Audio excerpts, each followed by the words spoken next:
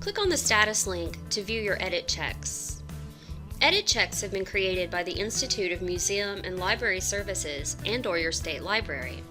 These edit checks compare current fiscal year data to prior year data, as well as, for example, fiscal comparisons of revenues and expenditures. These edit checks will only appear after you've entered your data, and only if that data is outside the specified range. As an example, there could be a large change in the data reported for the current year as compared to the previous year. The edit check will alert you to the issue and request that you ensure that your current year's answer is correct. You'll then be required to provide a reason for the change. Instructions for satisfying an edit check display in red, as in the example on my screen. The instructions also specify what type of note, federal or state, is required for the explanation. If the instructions do not specify a note, you'll need to correct the answer within the text field itself before you can successfully submit your survey.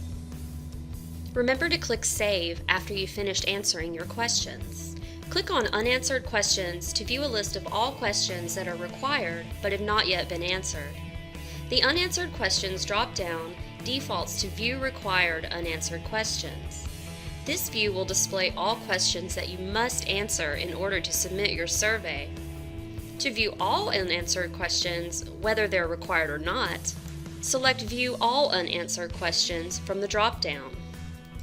Remember to click Save once you finish answering all your questions. Finally, click the Flag Questions link.